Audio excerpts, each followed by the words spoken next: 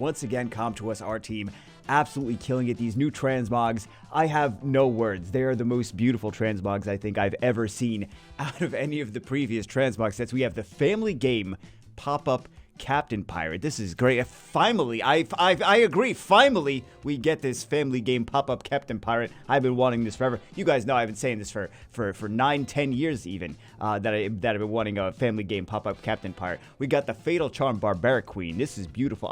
This is very forward thinking. It's 2022. Let's have some Barbaric Queens, not just the Barbaric Kings. I agree, Comtuous, that we have the Screaming Squeaky Phoenix. That's exactly, see, we've been asking for buffs to Tashar, because Tashar's like, he's a really good farmer, but like, what else does Tashar do? You don't really see him in RTA. Finally, he squeaks more, which is going to make him so much more relevant in RTA. I agree with their, not only do I agree, but I enjoy. All jokes aside, if you click on this stuff, you do get a goodie bag. If you click on if you click on whatever, you get a goodie bag. You get 100 crystals, you get 5 scrolls, you get whatever else. So as much as I know you guys wanted to look at transmogs today, fake transmogs.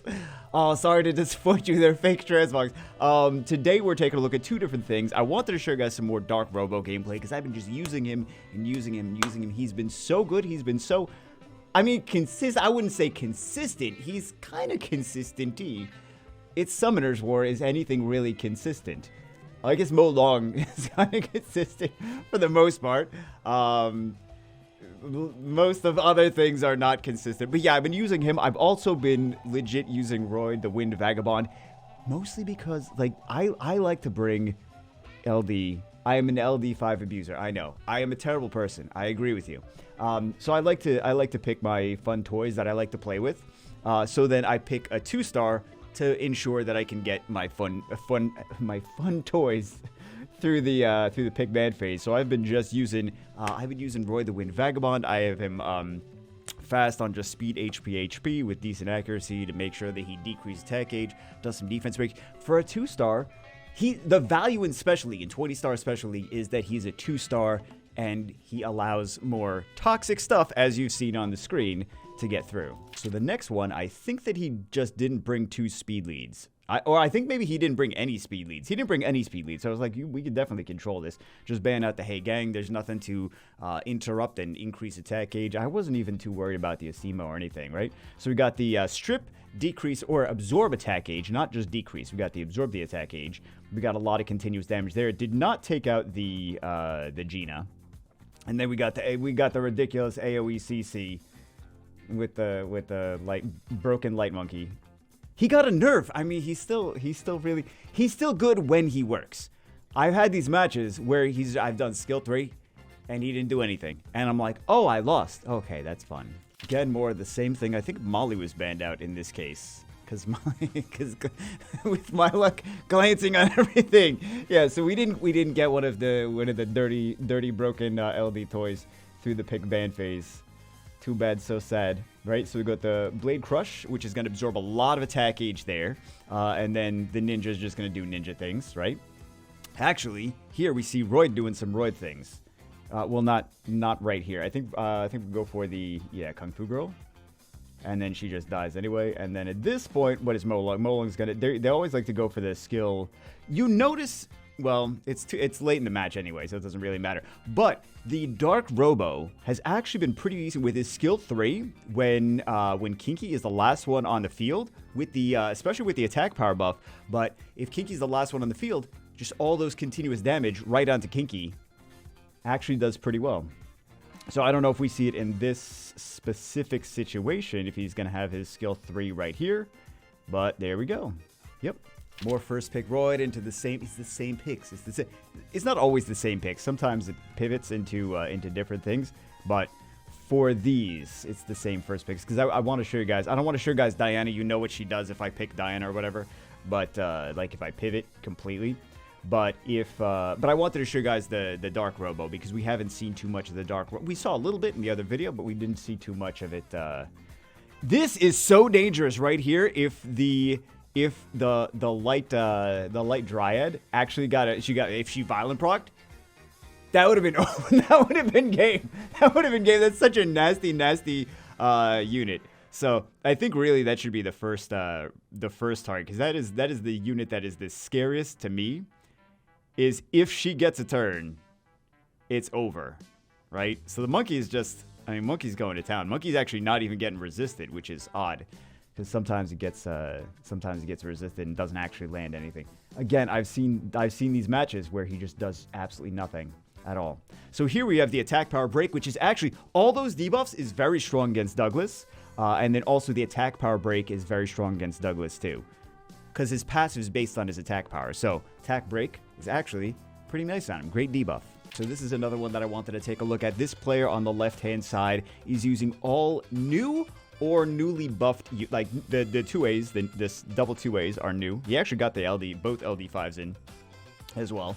But both the Second Awakened Mystic Witches are new, and then all the other units that he's using are recently buffed units from the balance patch. There's actually a benefit to doing that, because people are not as used to playing against them if they're recently buffed or if they're new units in the game. So you do have an advantage of just having the opponent know a little bit less about your team when you do something, when you're brave enough to actually use new units. So over here, like I said, the Second Awakened Mystic Witches, you guys already know what they do.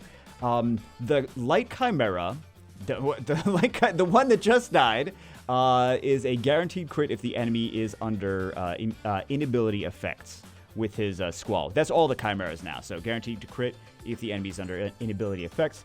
The Dark Dryad, well, the Light Chorus does a heal.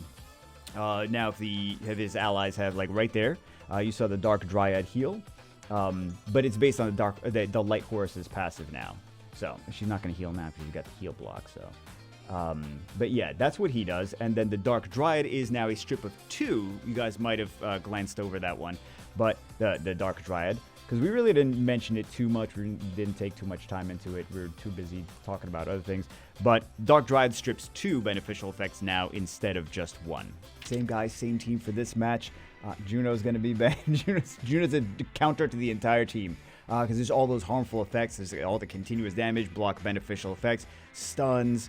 Yeah, and then what else? Oh, and then the light one's got like every debuff in the world, the Light Mystic Witch, so that would have counted the entire team. So, of course, that would have been the #1 ban on there. Now they got all the... See, that's just brutal. Like, all those harmful effects, like the glancing hit. I mean, we used to give glancing hit a bad rap back in the day. We were like, oh, glancing hit, what does that do? And then now, sometimes it's like, if you're trying to use Diana and she's got a glancing hit, you're like, well, I can't use Diana anymore. There's so many things. Like, if you have a glancing hit on the units, it's like, we know it's not going to land the debuffs at this point. So, anyway, alter attack, alter ego attack. But that can just be stripped anyway. So... yeah, that really isn't going to do too much for the monkey. Monkey with the 2-turn invincibility. Same player for this one. It goes a little bit differently. So he knows his opponent is trying to outspeed. So he picks 2 speed leads, 2 units on Swift. Both the speed lead units were the ones on Swift, by the way. I'm sure you guys figured that out. And then he's also got the Light Succubus. So does not get the strip attack H pushback on the Light Succubus, which leaves her to do all of her CC. Actually, Light Succubus, first off, Light Succubus is one of the units that I think we mentioned her in the underrated 4 stars video that I did a couple weeks ago. And she's a very interesting unit, especially if she's on Revenge to counter something that comes in and AoE strip, right? Like, for example, if your opponent has a Chiwu and they have no will runes on their team, and she comes in, Chiwu does his strip, and she revenges the Chiwu, increases her attack gauge, and cuts in and puts your entire team to sleep is very, very interesting. I've seen that be used in some brutal matches before, but GG. Next match, opponent picks some nice counters here. He's got the Leo in there. He's got the... so that signified that Light Chimera there, that he was going to ban the Leo, actually. So I think he telegraphed quite a bit over there. But that Juno, if the Chimera did not get through, the Juno would have been really annoying for that team. But now he can just snipe the he can snipe the Juno real quick right here, right? Because she's CC'd, so he's guaranteed a crit, even if he didn't have like 100% crit rate. So another thing that I want to mention in the last match where we saw the Light Succubus, actually, all the Succubus indirectly got a buff because they buffed the sleep. So if the enemy is slept, it can't glance. So your attacks can't glance on a sleeping enemy. So indirectly, all of these... Poor Chimera. Indirectly, all of these succubus got a buff, which we really didn't talk too much about. But there you go. Is this going to be enough damage to kill these things, though? Let's find out. They do still have the the continuous damage. That's a lot of continuous damage. And then they also do have the defense breaks with that light Mystic Witch. Skill 2 defense break. Defense break, attack gauge absorb, cycle into her skill 3.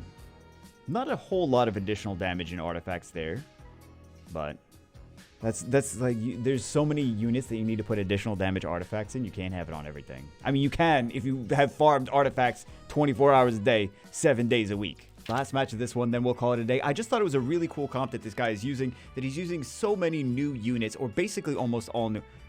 Maybe not the Chibu, but he's using a lot of new things. So I thought it was a great opportunity to take a look at all of them together. So he had 2 speed leads, 2 units on Swift.